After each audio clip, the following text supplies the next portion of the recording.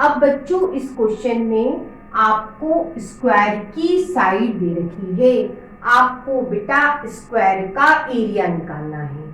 आपको वर्ग की भुजा दे रखी है, वर्ग का क्षेत्रफल निकालना है। सबसे पहले जानिए स्क्वायर क्या होता है।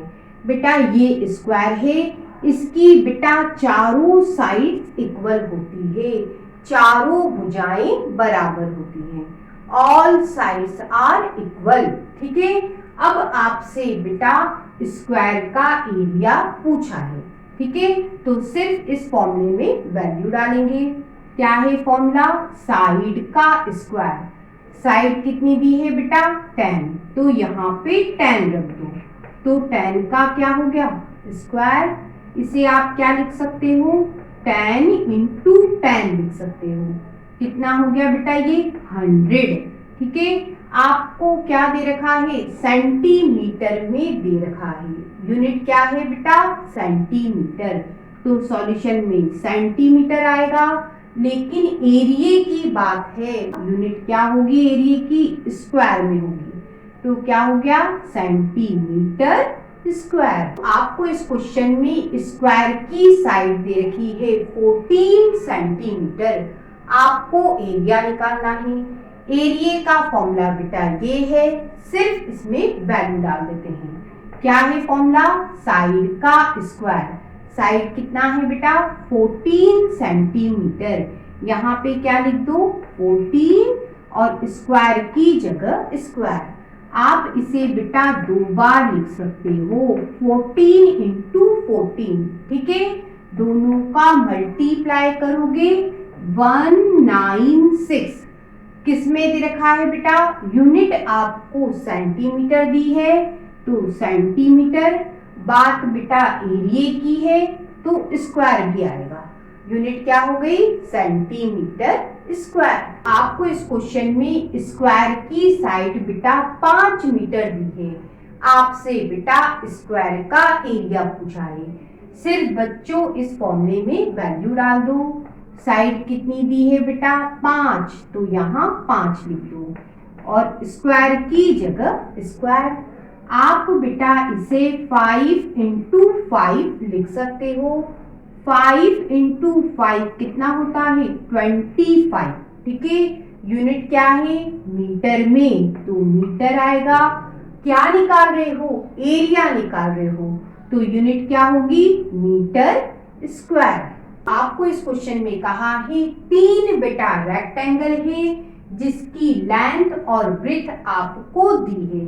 आपसे कहा है इनका आप एरिया निकालो और बताओ किस रेक्टेंगल का एरिया ज्यादा निकला और किसका कम।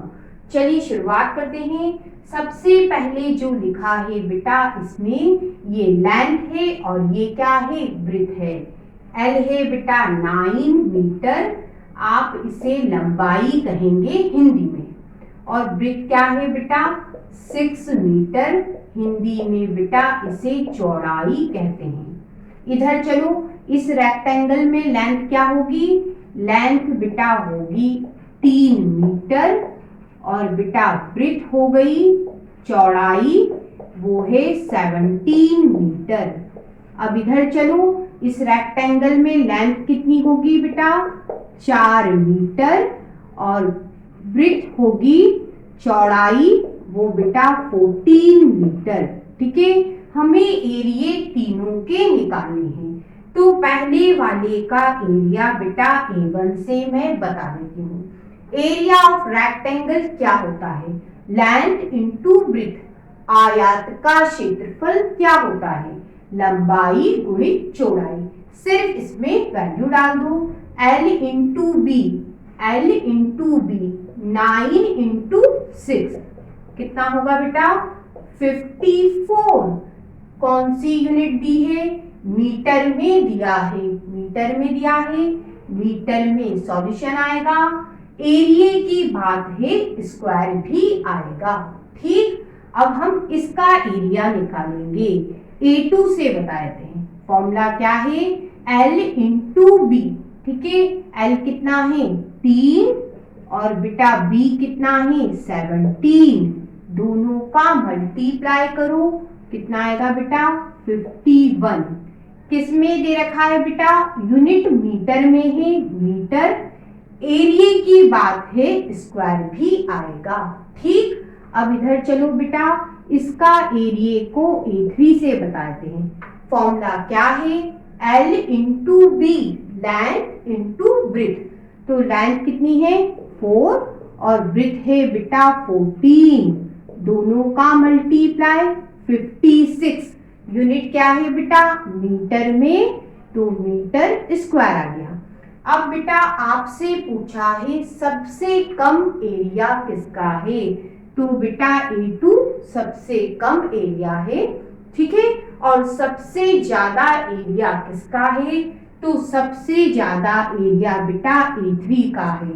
ठीक है,